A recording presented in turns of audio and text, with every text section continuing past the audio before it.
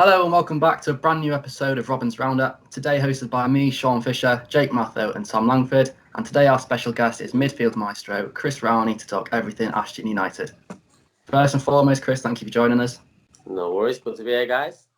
And then if we can just jump straight back to your past, the past of your career, what is your earliest memory of football?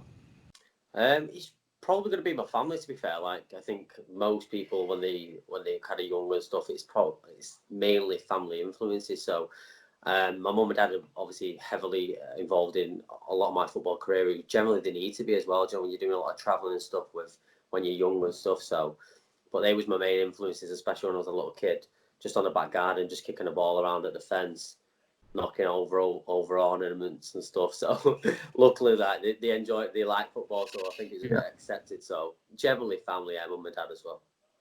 And then obviously when the whole family likes football, I'm sure there's conflict in the teams you support, being around Manchester. Definitely, yeah. Like half of the family's are Blues, half of them are Red. No Scousers, Manchester United and City.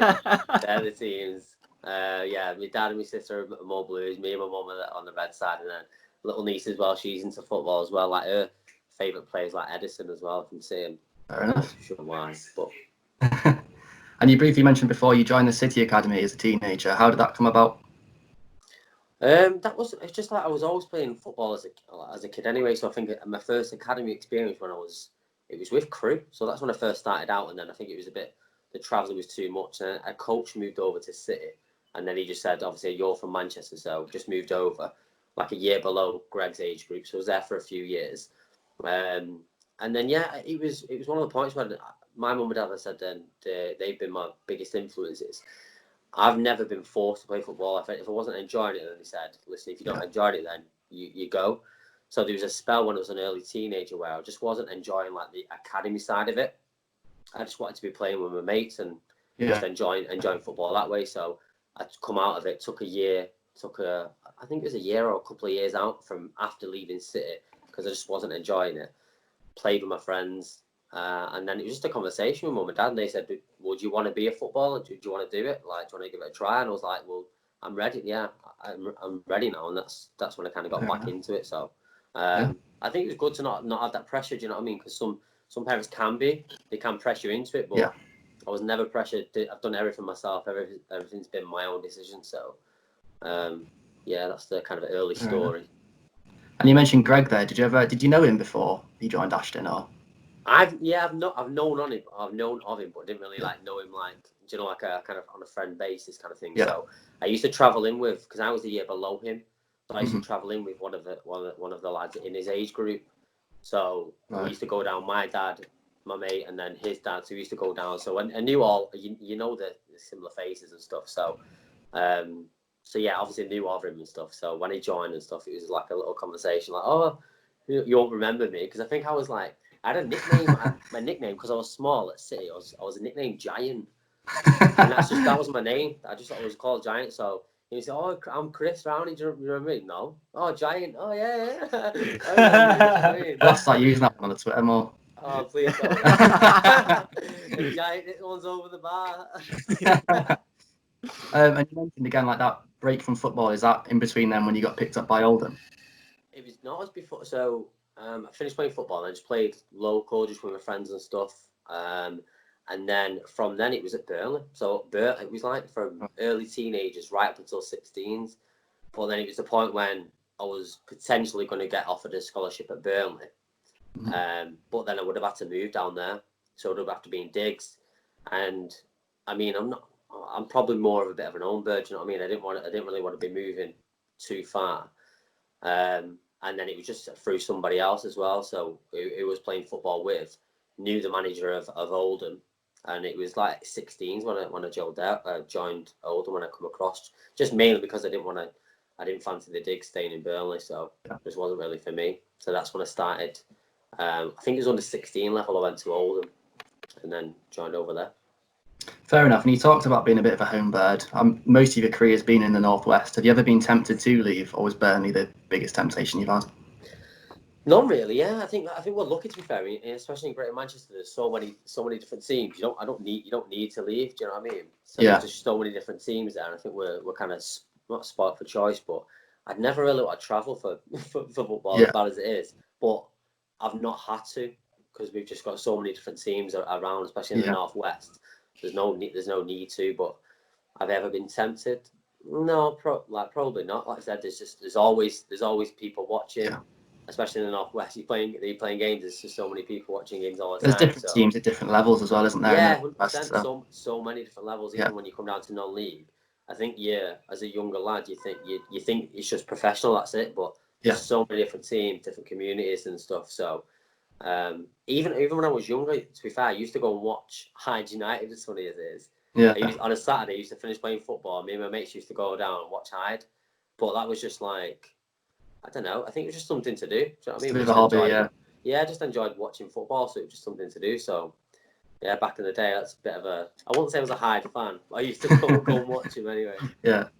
And you spoke of your time at Oldham. How was it to make your first senior appearance for them? It was one of those things. I think that's all you aspire to do, to be. You know what I mean? Just to make it and to be a professional footballer. So that first appearance was massive. Like it was really good. It felt like an achievement. But then I think from then it was like, okay, am I ever going to push on or not? And it just didn't kind of work out. So when I look back, it was a good moment at that time. He was buzzing. But then when I look back now, it's like it wasn't as much as good as it was, because I never really kind of went on from there. But at the time, it was like the biggest thing I could ever do, and it felt like a bit like an achievement, I suppose. Yeah, and unfortunately for you, it didn't work out, and I believe you moved to Mossy after that. What were the reasons behind that? Yeah, I don't know. Because when a lot of lads, it happens when you finish playing professional football. It's like, what do you do then? So you've gone from playing football full time all the time, day in day out, and then it's like, what do you do? What do you do? I didn't even know non-league. I knew a few non-league teams because you go on loan sometimes, but I didn't even know what to do. So it was just it was almost just kind of, I knew the manager at the time, so I went down and spoke to him, and then I seen that they did like pretty well the season before, so I thought it'd be a decent team. And I think the idea was to probably try and work back up and get like another move, but I think after a year there, it was almost you kind of settle down and you know what non-league's about, and you realise that non-league's just full of lads like me who sometimes haven't made it, and they find themselves just dropping down the levels, and that's when you realise how good the standard is. Yeah, you know what I mean. So you mentioned that you didn't enjoy academy football. Did you enjoy non-league football a bit more then? It's not that I didn't enjoy it. I mean, I loved academy football at the time. I think it was just, I don't know, maybe just because you have that, especially when it was my age, it was playing. You'd play academy on a Sunday, and you'd play almost like with your mates on a Saturday. Yeah. And nowadays the academies don't let you do that. So I'm like, even at my age, they didn't let you do it. But my mum and dad just said, if you want to do it, you do it, because I was playing with my mates, and they didn't want to take that away from me. So I think naturally you're just always going to have more fun with your mates, aren't you? So I think at that point as a kid, I was just having more fun playing with them, and there was less pressure. I was just enjoying my football rather than, do you know what I mean? I suppose rather than learning, but like you learn your own way, don't you? Because I used to play like an age higher as well. So a lot of my mates are a year above. So I used to play with lads who like massive, but so that helps me a little bit as well. Yeah. Fair enough. I've just got a question as well for you, Chris. You mentioned they're leaving the academy. Do you feel there should be more support for players who kind of leave academies and don't go on to make it at professional level? I think it's a good question, to be fair. I think a lot of lads do leave, and it's like, what do they do next? So I know with the PFA, they have got a lot of support for lads when they come out of it, like even like uni courses. So there is like a support system there, and I think they continue to do help lads. I suppose they could always be more. I think it just depends on that person, and like I said, I know mental health's massive as well in football as well. But it all kind of ties in together. It's like, what do you do when you finish playing? But I think the PFA do quite a bit, to be fair, for lads these days. So perfect. And then obviously it's going to be hard not to mention your time at Curzon Ashton. You joined them and won the title that year, and then won the playoff the year after. Why do you think that Curzon side was so successful? I think it's just lads who just wanted to win, and when you get a good group of lads together, it just worked, it just clicked, and it was just a good balance. So when you look back at the team that we had then, we was playing in the league below that we're in now. Yeah. But if you look at that team that we had back then, nearly all the lads are playing. Most of them are either in this league or Conference North or above in League Two. Yeah. A lot of lads have gone on from there and are doing really well. So maybe it's just a good balance and lads being able to kind of flourish really, and just getting the mixture, because we was never a group of lads who wanted loads of money. We just grafted for each other. Yeah, exactly. So just a good group of lads who just wanted to play football. And all kind of worked hard for each other and had that kind of camaraderie off the pitch, as well as on it. Fair enough. And you spent quite a few years at Curzon. Was there one individual point where you thought maybe you want a new challenge? It was probably when I did come over to Ashton, to be fair. I think you come to a point where it's like, okay, well, what now? So we'd got the team up to the Conference North, the National League North. So we'd gone from the league below Ashton now, the Northern Premier League, won that. And then it was like, okay, what we're going to do now, stabilise in that league. And then we just won the playoff straight away, like just kind of sneaked in and then managed to get up. And then we found ourselves in the Conference North with the same group of players. Mm-hmm. And it's like, what do we do now? And it was like, do you know what, we'll give it a go. And then held our own. So it was like, we're good enough to be here. Yeah. And then we kind of, I suppose, me personally, we just stabilised ourselves in that league and kind of established Curzon as a national league team now. And kind of stayed and added like a couple of seasons where we finished mid-table, bottom half, but never really kind of pushed on.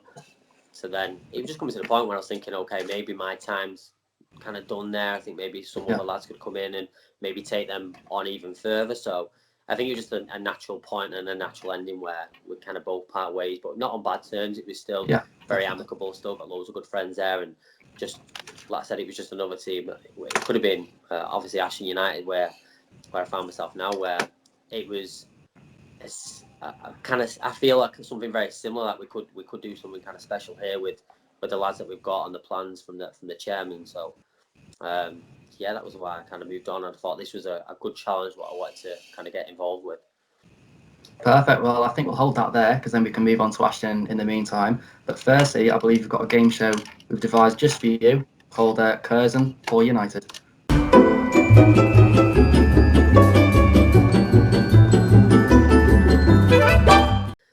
So in the previous few shows, we've usually been doing a game of sorts. It's been Who Am I recently. However, because Chris is here with us, we've made a game specially for him. Simply put, it's called Curzon or United, and Tom is going to once again take over this job of presenting some stats, facts, or questions, and Chris is going to do us the honour of giving us an answer as to whether the question or the stat relates to Ashton United or Curzon Ashton.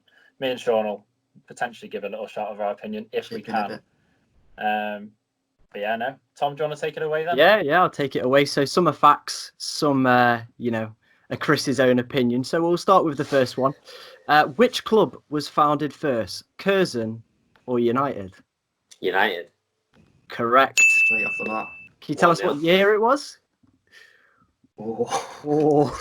Yeah, we've been doing quite a few pub type quizzes, haven't we, with Ashton? So we've got the cheats there. So you know this. Do you know what it is, Jake? Yeah, 1878. 1878. 1878. I don't know what Curzon's is though. 1963. 1963. Done my research up now. He's on it. Wow. He's got Google open there. Second question. Sir Alex Ferguson famously opened which team's stadium, Curzon or United? Curzon. Yep, 100%. In 2005, he took a United team and played against Curzon United. Very nice for that. Wow. Didn't know that. Question number 3. Rod Lawton is which club's top goal scorer, Curzon or United? United. Curzon's top goal scorer. Couldn't find how many he'd scored. It just said on Wikipedia that he was their top goal scorer. Can't trust Wikipedia. You can't. That's not top research, that. It is. It is. Get ready for the comments of like Curzon fans being like, no, it wasn't him. The Curzon fans are coming for me now. Because we know Curzon fans watch this show. 100%. Question number 4. Who did Aaron Smith play for more this season? Curzon or United? United. 100% correct there, Chris. Yeah, I don't think he played. I don't think he played for Curzon at all. I think when he moved, then come back to us, did he? I think he played like twice when I had a look at the stats. Oh, did he? Yeah. Played quite a I lot. was chilling on his surfboard in Australia. It's all right for some, isn't it? I know. Question number 5. Which club has only been relegated 4 times in their history? Say Curzon. It's Ashton United. Only 4 times in their entire history have been relegated. Only 4. Do you know how many Curzon have? I didn't look how many Curzon had, but I know that Ashton have only been relegated 4 times. Which is a bit mental, isn't it? Stat that, isn't it? Yeah. And one of them was last season. No, isn't it? So technically, yeah, so there would have been 3, so that's quite a lot in like a long period of time, isn't it? Exactly, yeah. Question number 6. It's no longer facts, Chris. We're moving on to your opinion. Which club's media team is better? Curzon. Is that a true question? Or That is a true question. Oh, Curzon. Human. I'm only joking. Curzon. Hasn't he left now? The Curzon media team's like all dispersed now. Anyway, I don't know. Yeah. Is that like media wars or something like that? No, Tom's created it in his own head. Yes. Yeah, but you don't get a like media team at Curzon who are going to run the line like Tom, are you? That's very Here we true. go. Multi-talented. There we go. Number 7, final question of this round. Who is the better team to play for? Curzon or United? Oh. Tell Tom through these, can you? I mean, to be fair, if you say Curzon, if you've got a reason for it, then Yeah. We won't. like, you can't have a wrong answer there. No, yeah. They're both. I can't answer that question because Which means I'm it's moving into a Curzon. new era. I've enjoyed some of the best times with Curzon, but now I'm really enjoying it with United. So Ashton is the answer. Ashton's the answer, yeah, ladies. Ashton's the correct answer. I love Ashton. That pretty much wraps up our new game show. Is there anyone else who came over from Curzon this season? Yeah, Was it Jono. Jono? Mm. Maybe Yeah, we'll have to play it with Jono one day. Yeah. No, he doesn't like the camera, Jono. He's too scared. No, yeah, I remember doing some interviews at the start of the season. Wasn't particularly happy, to be honest. Just have his icon. He's so Interview him on stiff. here and just have his icon. We'll move on then, Chris, and talk about this season with the Robins. You mentioned it already, but how difficult was it for you to leave Curzon after so many successful years? It was a difficult decision, to be fair. Like I said, it wasn't something that we kind of took lightly, to be fair. And then I think there was kind of interest from Ashton the year before, but it just didn't work out. But yeah, it was a difficult decision. Like I said, we've got some good friends over there, but it was all left very kind of amicable. Still got loads of friends. Something that I took a lot of consideration to think about. And then it was just the plans of Ashton, which kind of just draw me over there. And then seeing obviously a lot of the players that were signing. So, I mean, it didn't materialise as quick as what we thought. But yeah, it's just a really kind of exciting project. That's something I wanted to kind of get involved with. You mentioned there it didn't materialise. Why do you feel that was? I think if you look at the team that we had now, they didn't retain a lot of lads. I think it was like Shez, Teddy. There was only a few of them that stayed. So if you think of that, if you look at any team that you've got at any level, if you change the whole team, yeah, it's going to take time to gel. So as much as obviously we didn't kind of kick on until Clay come in, I think it was natural that we was probably going to have to hit the ground running. It just didn't work out. But if you look at all the new faces, just getting that kind of group to gel together probably took a bit more time than we all would have liked. Yeah, I think kind of looking at it from the season before, I feel we had to get new faces in. I think we went through something ridiculous like 70 players in the National League North. Yeah, I've seen that. Yeah, you just use so many different players. So. Yeah. So it was always going to be difficult, wasn't it? Yeah, and I think it's once you've got there, it's just trying to once you've if you look, like I said, I've always been involved in a team where we've kept the same lads, and I think we've now got like a core set of lads. If we kicked on next year and keep a lot of these lads together, then we could obviously do really well. So I think sometimes it might just take this time to just bed in. Because if you look at teams, especially in at this level, you can easily get relegated again and again, and it can happen. It happens so many times twice. So I just did not want that to happen like this year, which would have been to be the 5th relegation with the Robins. Yeah, it would have been disastrous. Do you feel potentially that Jody Banham underutilised your abilities in midfield? I don't know. I think it was one of those things. I think when you're not winning games, you're just going to chop and change, and it's hard to, let's say, stay with the same team. I think at that point there was a lot of people who kind of had to look at themselves, not just myself. I think there was everybody individually who just probably wasn't performing. So I wouldn't put my personal down for my performance or not being utilised to kind of any manager. I think at the end of the day, it's down to players when they cross the pitch whether they perform or not. So I wouldn't say it was down to Jody himself. No. After Jody departed the club, there was a game where Josh Wilson took interim charge against Radcliffe. You were seen on the touchline, I remember this in commentary, barking out orders. Is management something you want to potentially go into after football? I think I suppose it's just, I think because we was in that situation, you're just doing whatever you can to win. So whether you're on the pitch or not, like I wasn't playing, so I was half annoyed, but then you can't let it affect you because you want to win, and especially in that situation that we was all in, there was just no way that I was going to carry on being involved in a team that was constantly losing. But management itself, yeah, I've actually I've done like my coaching badges and stuff. I did them when I was really young, when I was kind of preparing for life after football. So I did them quite early on. I think I was like 17. So when I was that older, I was actually coaching in the academy and stuff. So I think I always thought that's what I'd go down. That would be the route that I'd go down. So I'd never say no. It's not something that I'm thinking of now, but I suppose I'd never say no. It happens with if you look at a lot of managers now, a lot of them just kind of fall into it, when they finish playing. Yeah. So who knows? Could be the new Robbie's manager when Clegg goes, if he moves on. I'll just step into it. Yeah. Clip that. It's going to happen. Yeah. We're calling it here. First on the show here. You mentioned there Clegg. What has been the biggest difference that you've noticed since he's come into the club?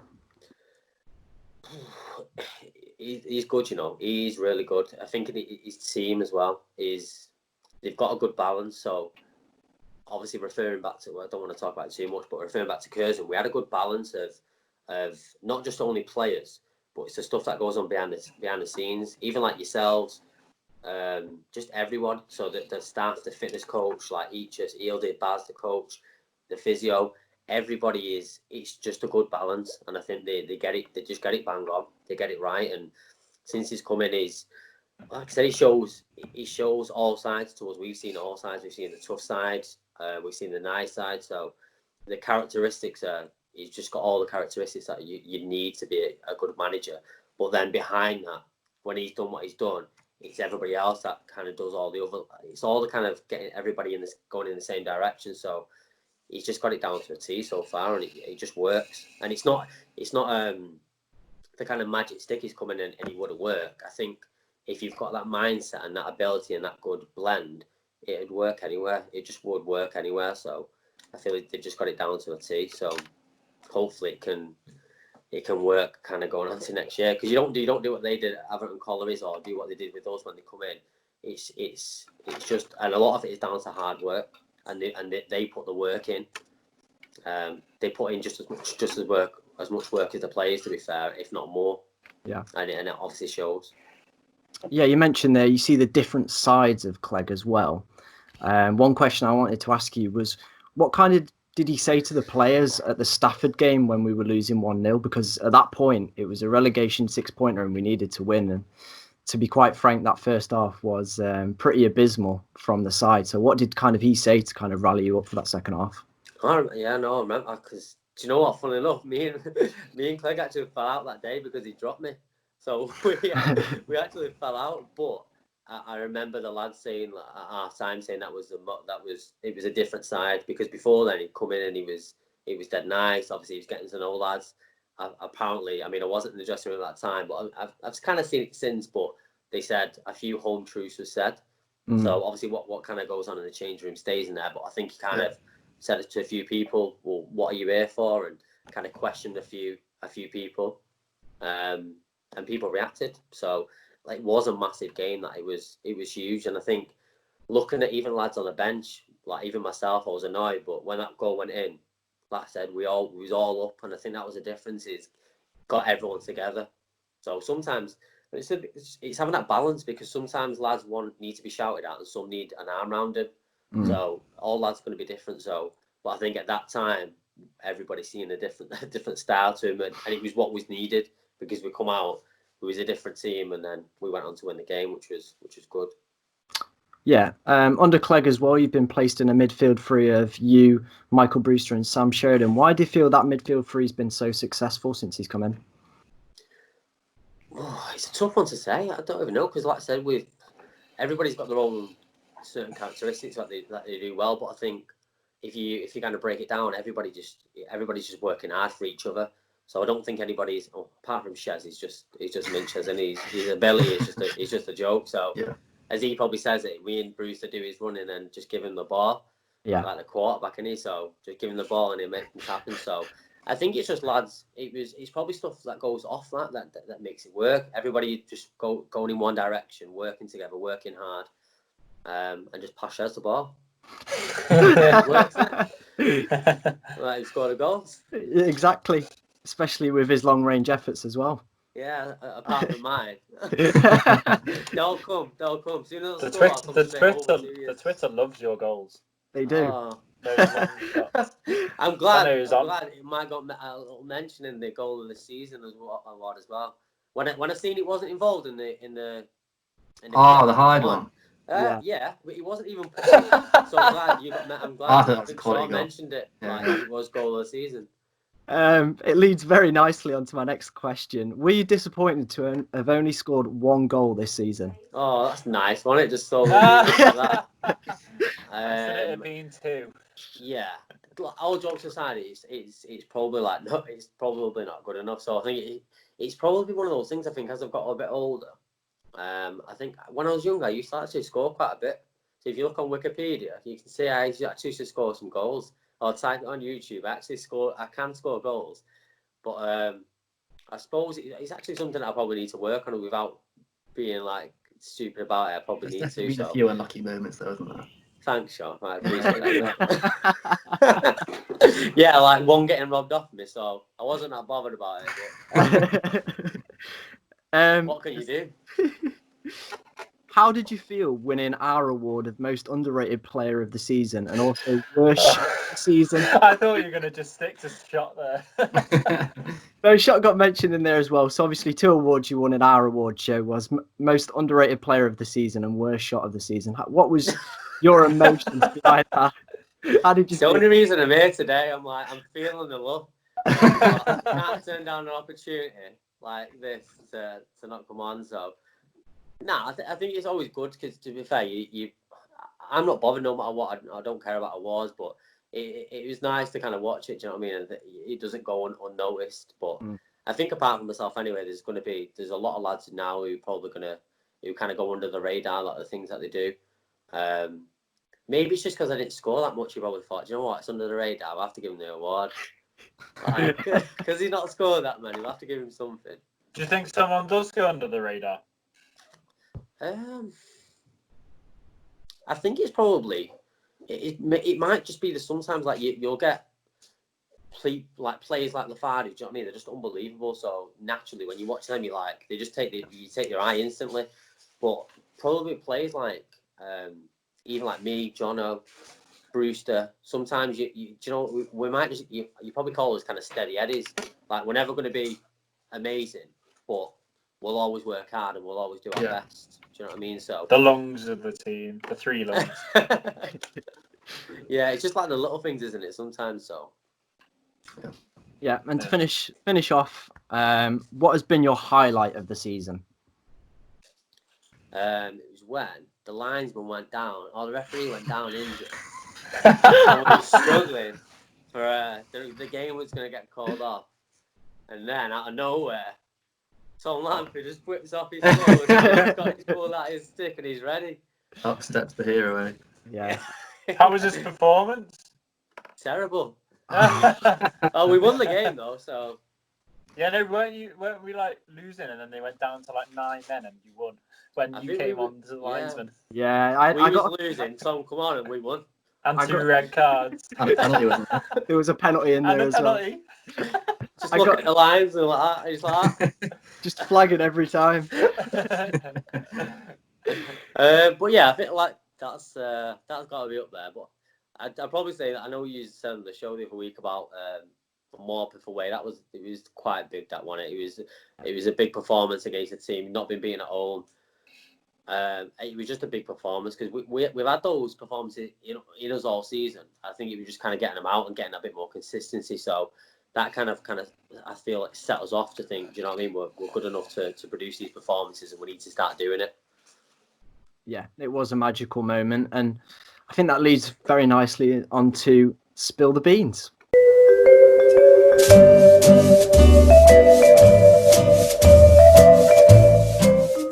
Right, as per usual, this little game is going to have some entertaining, light-hearted questions where we'll hopefully learn a bit more about the team. We tried it with Greg in the last little interview we had with a player, and it was good fun, to be fair. So we'll see if any of your answers clash or complement his answers as well. So my first one I've got is, who's got the squad's worst haircut? Yeah. Right, I'm not wearing a hat for no reason. But apart from me, it's definitely got to be Ben Hardcastle, 100%. He's got curtains. Greg said that. Greg said that. You do look similar, Tom. Don't you two look similar in a way? Before you got the curls. Yeah. You changed it up now, so Ben needs to be a bit more fashionable. Maybe give us some tips. Yeah. In the changing room, they were saying, "Oh, that Tom Langford's got a terrible haircut." Yeah. Yeah, they changed it, and I got that. But now it's just Ben. So you need to give us some tips on the curls. Fashion icon of Ashton, me. Next question: funniest member of the squad. Funniest member. Lafardu's pretty funny. But it doesn't mean to be. He's just funny. Like laughing at him rather than with him. Yeah, more at him than with him. I'd probably say him, to be fair. Like, because there's no one that funny. Pretty boring lot, to be fair. But other than just Lafard. You can just stare at him. He'll just do something. You think, you're just pretty funny. Like, I don't know why, but you are pretty funny. Fair enough. You talked about being like the workhorse and doing the run in the midfield. Who's the slowest member of the squad, would you say? Slowest? Yeah. You all know the answer to that. I don't know why you're asking. It's got to be Unto, hasn't it?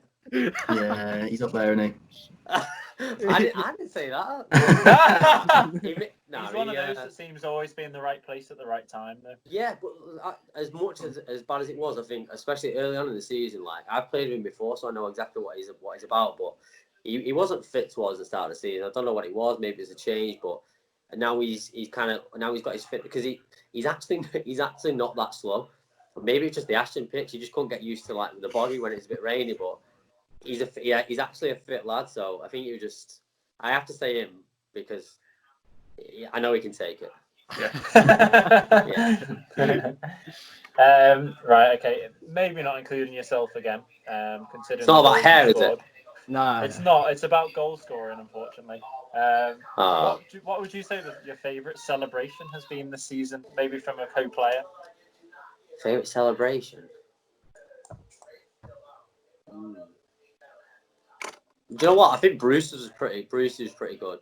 That one where was at Stafford, wasn't it? Was it Stafford? Yeah. Just in because I think did he come off? I don't know if he come off his chest or his nose or I don't know. Come off, whatever it come off. But there's a picture when he's like, he looked surprised that he scored as well. He doesn't know what to do. And he's just like running around. He doesn't know what he's doing. But I can still remember the picture now. So I'll probably say Bruce's just because he don't know what he's doing. He's just running around. Oh, what do you do now? I think he did like a sharer in the end or something like that. Next question. Have you got a celebration planned for your next goal? Yeah, I'm just going to come to you guys and be like, Do it right You in were front of saying- the camera for us. Get a right Yeah, good snap like- to Twitter.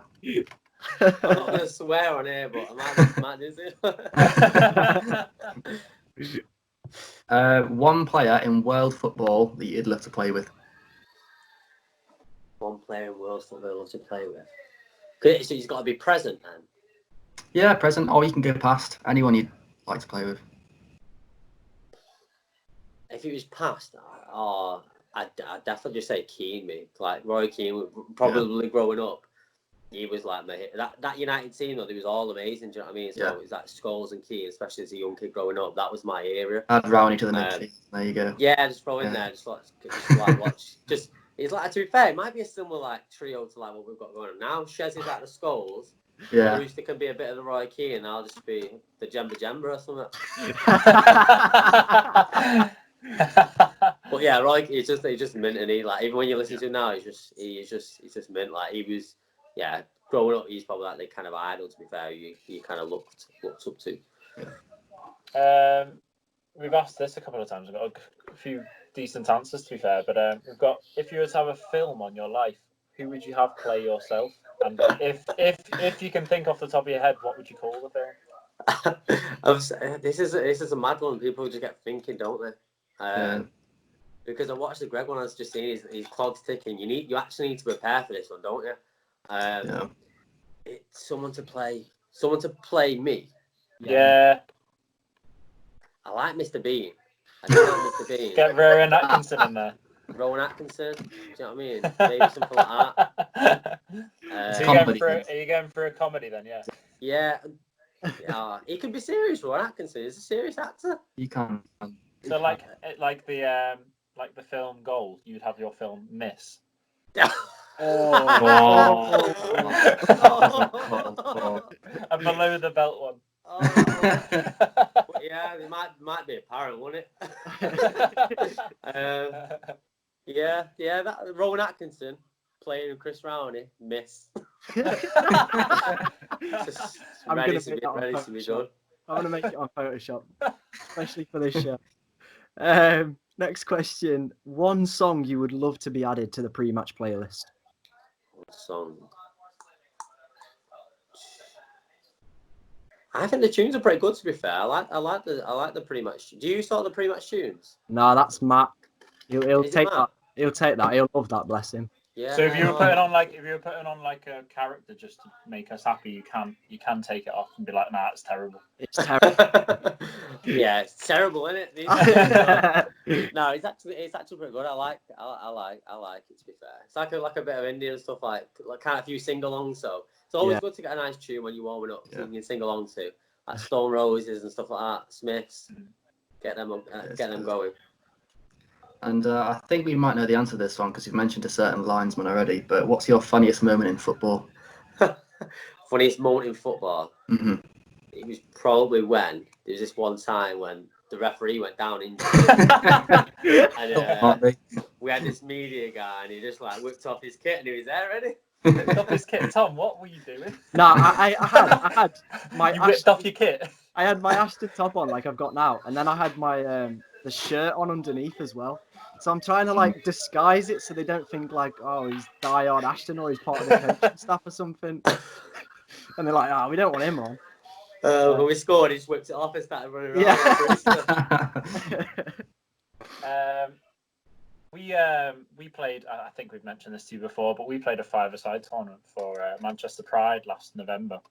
FC Rowney, isn't it? It was FC Rowney, yeah. And if Manchester Pride was to come around again and invite us, there have been a few departures from the club's media team, so we are looking for replacements in the team. Would you be up for considering a role? I'll have to. If it's as long as you keep the same name, I'll have to. Without shadow of a doubt. Yeah, then we'll have to win it, and I might score a few goals. Show you that I can score goals. Yeah, definitely. And see a good celebration, to be fair as well. I'll get practicing. Final question. One tip you would pass on to any young footballers out there? One tip. I'd say listen, but you have to listen to the right people. One tip to young footballers: just enjoy. It's got to be just as bad as silly as it sounds. Just enjoy it, and don't think. So if you're enjoying your football, then if you don't have anything planned, or I mean, some people do have it planned, like this is where I want to be, but you just need to enjoy it. If you're enjoying your football, then it can take you places. But if you're not, what's the point? What's the point in doing it? Yeah, exactly. Perfect. Well, that takes us very nicely on to the final segment of this piece. That is looking towards the future. Before we do look into the future, I had a question of, at the end of a season when you've been playing football, do you have a routine that you do to keep yourself fit during the summer? I think even if I wasn't playing football, I like to just keep myself fit anyway. So it's not just, I don't necessarily have a routine, but I think it's because what I do now for work is working in an office. So it's like a 9 to 5 job. Yeah. So once you come out of there, you just want to do something anyway, just to get out, stretch your legs. So when I'm not playing football, it's just making sure I go to the gym, go for a few runs, just trying to mix it up.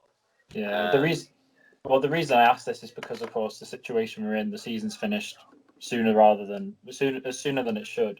Like, is there a way that you've had to adapt to that to keep yourself even more fit because you've got a longer break? Do you know what I think? Yeah, I think it's people are just probably doing more fitness than they've ever done in their lives, because you want to get that little small window, even though some people might be breaking it, but don't break the rules.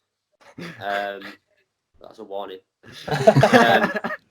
But people are just probably doing more, aren't they? So you get out that little time that you get out, you want to make the most of it. So I'm using it, just going for a few runs, trying to mix it up, getting in the garden, especially when the weather's nice. It's nice to go for a few walks. But have you been nominated for the 5K? 5K? No, I've seen some people doing this. People are just going crazy over it, aren't they? I've not been nominated, but I don't know. I kind of just keep things to myself if I'm going to do anything. But have you been nominated? Yeah, but you're not going to hear my time. What did you do it in? 15 minutes. No, it was. I did it in 45, which just shows how 45. I am. Yeah. 5K. 5K in 45 minutes. Yeah. I've just outed myself on the YouTube now. Yeah. But ever since then, I've been maintaining it. But it just goes to show how much you need to keep fitness. Otherwise, it just goes if you don't. Oh, 100%. Like I said, as soon as you finish playing football, you see how quick it goes. I think I was speaking to Clegg the other day, and I said, even our warm-ups with the fitness coach with Aegis, they're a joke. Like when he first come to the club and he was doing just the warm-ups, we was like blowing. And then I get nervous now going back and thinking we'll have to do these warm-ups again. Like they're just a workout in itself, and sometimes they're just a warm-up to get you going. So you can, as quick as you can be fit, you can lose it like within a few weeks very quickly. Well, looking forward to next season when it eventually does come along. How are you feeling about that? You optimistic? Yeah, definitely. As I said before, I think if we can kind of keep this core group together, and I think kind of a continuation from last year.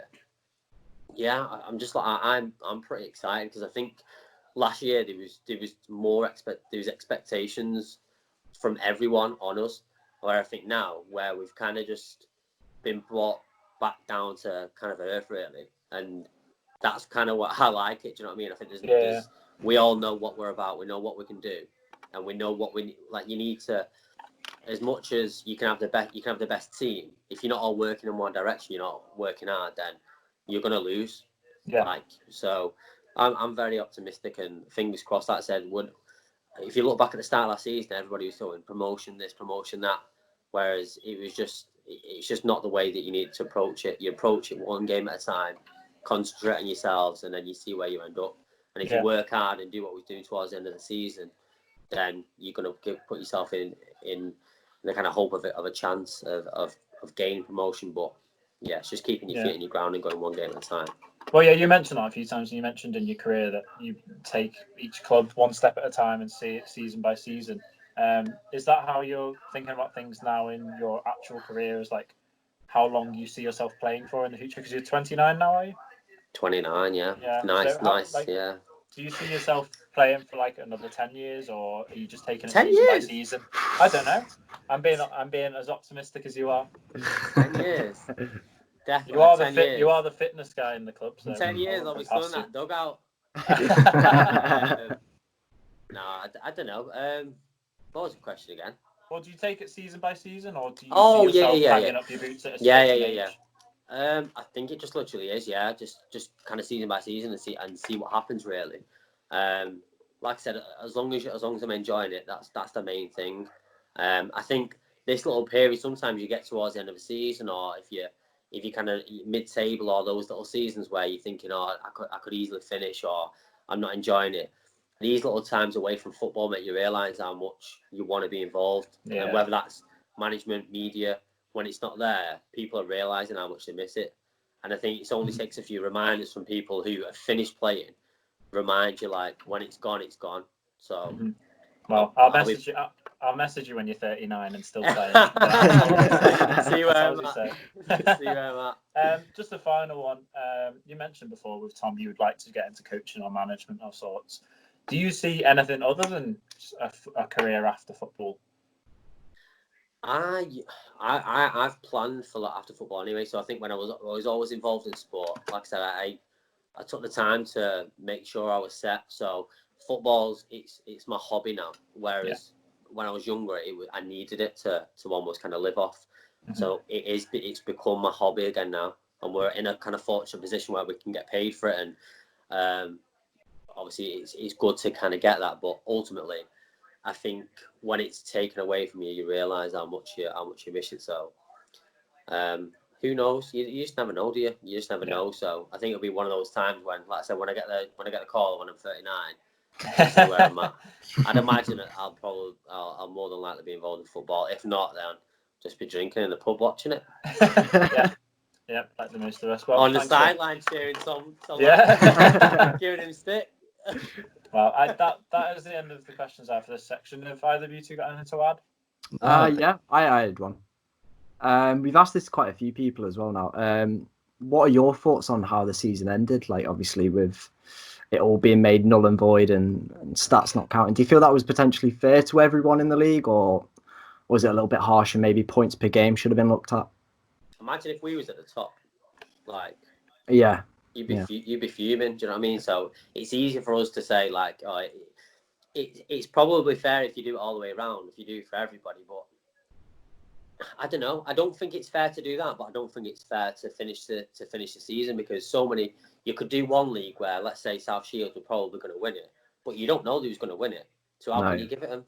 So then you look at the most fairest, which would generally be the points per game, but. Even that, there's no right answer, because so many things have gone on before when teams have kind of slipped up, and you can't predict it. And if you do points per game, it just doesn't seem right. Do you know what I mean? But then again, if you've got teams who've invested so much money, to say it's null and void just is a bit of a kind of it's probably tough to take. So. I just think there's no winner in that, is there? So it's kind of such a difficult position for people to be in. So we've definitely avoided it there. Yeah, we've definitely avoided it by being in the middle of the table. Yeah, it kind of worked out well for us, to be fair, hasn't it? But it kind of took a bit of the shine away, because I think we were still working towards something.